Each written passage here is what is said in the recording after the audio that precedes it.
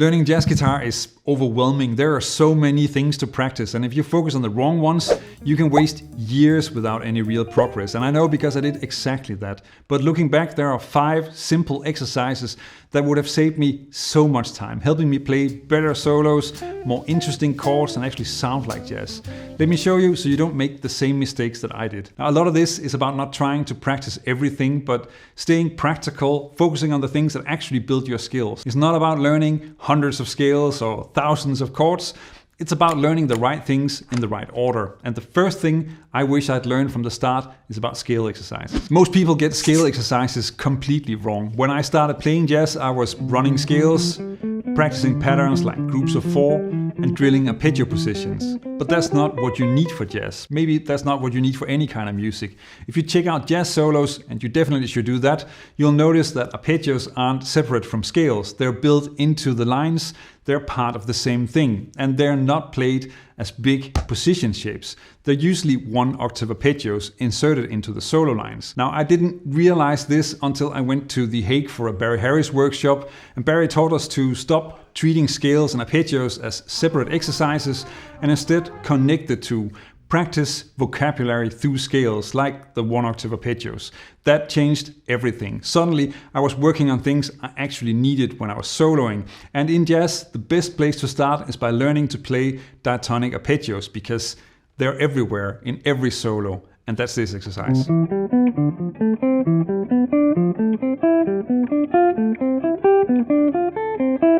But the real ultimate scale exercise isn't just running these arpeggios up and down. It's making sure that your scale exercises are actually vocabulary that you can use in solos. For example, practicing the arpeggios as triplets helps you get comfortable in more interesting jazz rhythms right away.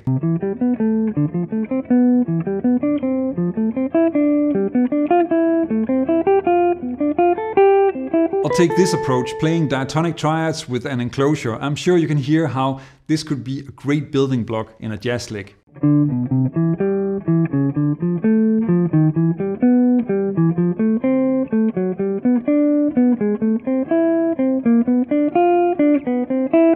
It's important to focus on practicing things that you can actually use in solos. That's how you make real progress. And one of the best ways to expand your soloing and make your playing more flexible is this next exercise, taking a single jazz lick and turning it into something that you can use everywhere. My first jazz teacher gave me a lot of licks to learn, and of course it's very important to learn phrases and play lines so that you get a better feel for how melodies flow, how rhythms work, and how to phrase your lines. But just learning the licks is not enough. What I didn't get a lot of guidance in was how to turn these licks into usable vocabulary, something flexible that I could actually use in my playing. And there are 2 ways you should explore this, and both are important. The easiest way to demonstrate this is probably just with an example. So let's start with a lick like this one. To make this more useful, you want to break it down into something shorter, like 3 to 8 notes. Let's just take the first bar. Now let's explore what you can do with this phrase. The first thing I would do is try to change or add something to the ending, something like this. But it could also be nice to have something that's maybe skipping around a bit more. I'm sure you can imagine how valuable it is to come up with strong variations like this, especially if you have a teacher to guide you with feedback and ideas on what you're creating. Now, once you've created a few variations, then the next step is making sure that you can play them other places on the neck. Now, one great way to do this is by taking the phrase through the scale along the neck, something like this.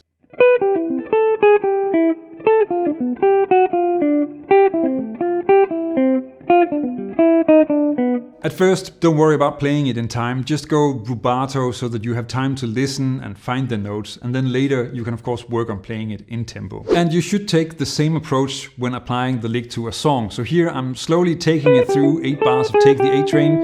And you don't have to be too strict with the lick. The important part is shaping it into strong phrases that fit the chords. This is not just about repeating the same lick everywhere. It's about internalizing the essence of that phrase so that it becomes a natural part of your playing. And this way you build a real jazz vocabulary and get the most out of the licks that you study. Let's move on to some chords. When I started out, I thought I had to memorize hundreds of big chord shapes and weird voicings. I spent hours drilling them, but when I tried to use them in a song, it didn't work. And what I didn't realize was that jazz comping isn't about knowing a million chords. It's about knowing a few great ones and learning how to use them well. And that is where shell voicings come in. These simple 3-note voicings give you the core sound of any chord while keeping your comping clear and flexible. They're the perfect starting point for learning jazz harmony. You only need 2 sets of shell voicings, root on the 6th string and root on the 5th string. And these fit together so you can smoothly connect chords in a progression. For example, here's a 2-5-1 in C major using the root on the 6th string. And you of course also want to learn the one that starts on the 5th string. Instead of just memorizing shapes, focus on these 3 things. Play songs, so use these voicings in actual songs, not just exercises. Focus on rhythm. Great comping is about time and groove, not just fancy chords.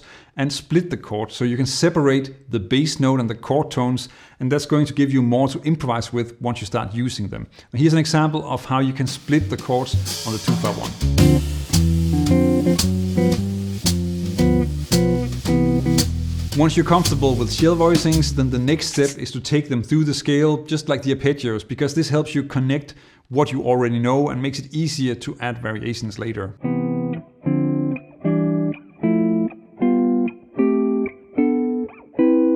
And the same exercise for the 6th string version, but here I'm starting on the 4th degree.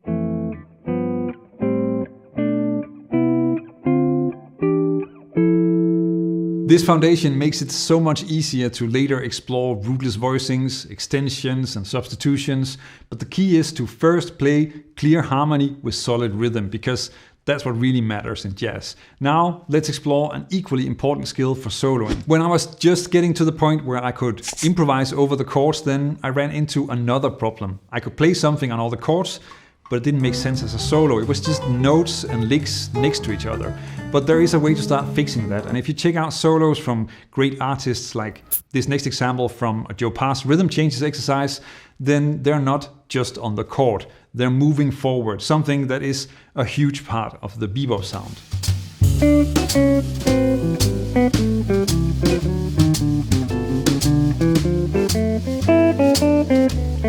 Notice how the lines are moving to the next heavy beat, so beat 1 or beat 3. On D7 first it's down to the C, and then you have a phrase that's moving to the A on beat 1 of the next bar, continuing to F sharp with a bit of chromaticism, before moving to the G7 with a bit of extra tension with the flat 9 and resolving to a very clear chord tone. The 3rd of G7, B. That is how you want your lines to flow, and the way you get that into your playing is by getting used to creating lines that aim for a target note on the next chord. To get started, just use the 3rd of each chord, just to keep it simple. For the 2-5-1 in C major, that will give you these target notes. And you want to start by practicing this rubato or out of time, and just use a few notes to get to the target note.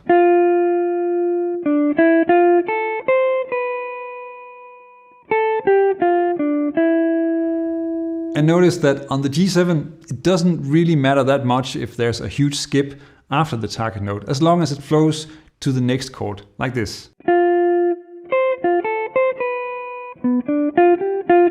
Once you're comfortable with that, then start playing the target notes in time and turn that into melodic lines that smoothly connect from chord to chord.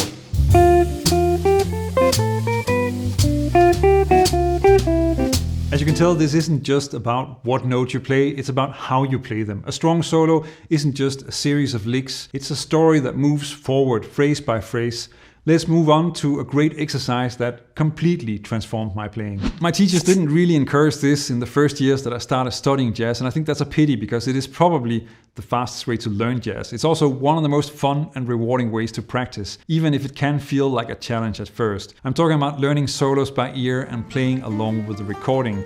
And I still practice this today, and I love it. It's a fun way to really get into the music, and more importantly, it's a great way to really get the music into you. When you learn a solo by ear, then you're developing multiple skills at once. Phrasing, so you naturally pick up how to articulate and shape the lines. Technique, you train your fingers to move so that you can actually play what you're learning. And timing, you absorb the feel and rhythmic placement of a great soloist. vocabulary. You internalize real jazz language, not just scales and theory, something that's real musical, real phrases.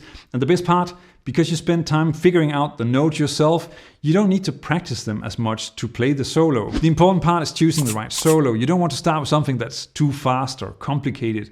Instead, look for solos that are short, a full chorus, maybe a half is fine. Not too fast, so aim for a moderate tempo so that you can really hear the details and that it's easy to play. On simple songs, standards you already know, maybe a blues. And pro tip, before you even try to play the solo, listen to it 50 or 100 times. Just loop it while you're driving, cooking or relaxing. It will make figuring it out 1,000 times easier and help you remember what you've learned. If you're looking for easy jazz guitar solos from the people that you anyway need to check out, like Grant Green, Charlie Christian or George Benson, then check out this video where I go over a list of some great options to start with that will really boost your playing and make this process even easier. See you over there. Learn jazz, make music.